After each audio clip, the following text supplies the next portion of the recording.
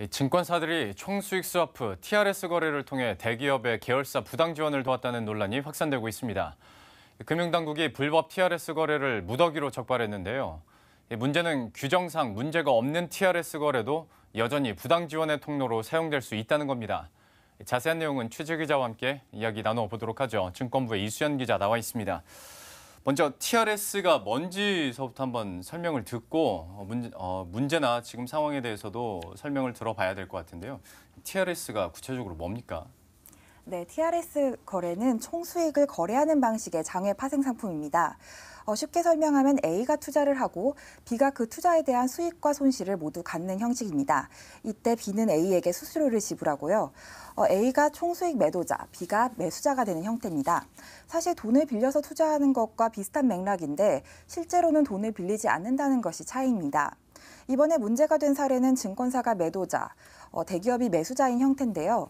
이 경우 증권사의 자본으로 투자하지만 증권사는 투자에 대한 리스크가 전혀 없습니다. 투자가 수익을 내든 손실을 내든 대기업의 몫인 거고요.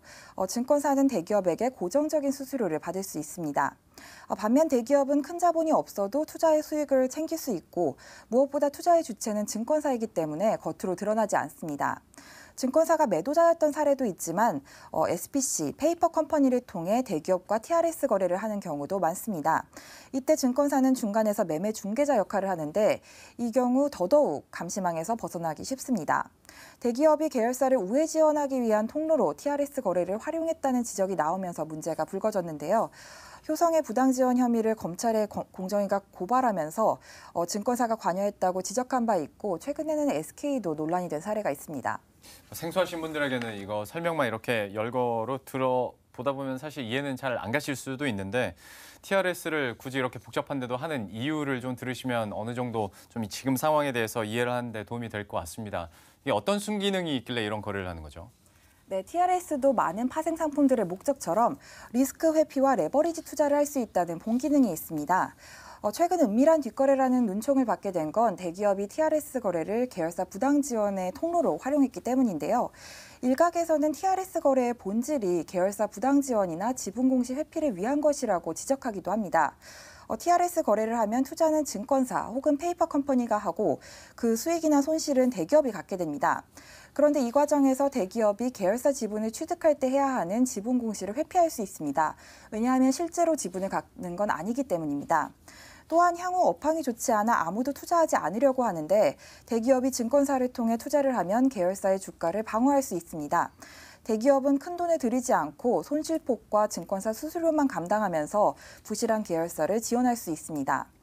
반면 곧 대규모 호재가 있는 계열사라면 대기업 관계자가 TRS 거래를 통해 투자를 할 수도 있습니다.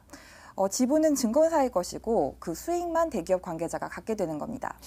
조금씩 그 구조에 대해서 좀 이해를 하실 것 같은데 그러면 이번에 금융감독원이 적발한 어떤 불법 혐의에 대해서 구체적으로 이거는 어디에서 문제가 파생이 된 겁니까? 네, 금감원은 이번에 증권사 17곳에서 TRS 거래 위반 혐의를 적발했다고 밝혔습니다. 다만 증권사들이 위반한 건 다소 사소한 규정인데요. 증권사들은 TRS 거래가 아니라 금융자문이었다고 항변하고 있습니다. 먼저 BNK투자증권 등 증권사 4곳은 장외 파생 상품 영업을 인가받지 않고 했다는 혐의를 받고 있습니다. KB증권과 삼성증권 등 증권사 12곳은 TRS를 매매 중개하는 과정에서 자본시장법상 거래 상대방 제한 규정을 위반했습니다. TRS는 거래 상대방이 일반 투자자일 경우에는 위험 회피 목적으로만 거래할 수 있습니다. 이번에 적발된 TRS 거래 대부분은 위험 회피 목적이 아닌 것들이었습니다. 전문 투자자가 아닌 경우가 모두 일반 투자자인데요. 전문 투자자의 자격을 갖추고 있어도 증권사나 금융투자협회에 서면으로 통지를 해야 됩니다. 또 이외에 증권사 13곳은 TRS 거래에 대한 보고를 누락한 혐의가 드러났습니다. 금감원은 증권사들이 금융자문이라는 명목으로 관행적으로 이뤄졌던 부분을 감안해 조치 수준이 경징계 수준일 것이라고 설명했습니다. 상대적으로 가벼운 처벌을 받게 되는 건데 아무래도 TRS 거래 같은 경우에 대기업의 부당 지원 쪽으로 계속 논란의 초점이 맞춰지고 있는 거 아니겠습니까? 그러면 네. 향후 전망은 좀 어떻게 될까요? 네, 일단 금감원은 검사 과정에서도 대기업이 계열사 간 자금 지원이나 지분 공시를 회피한 그런 목적이 있었다고 밝혔습니다. 이 같은 사례들은 공정거래법 위반 가능성이 있어서 공정위에 넘어간 상태고요.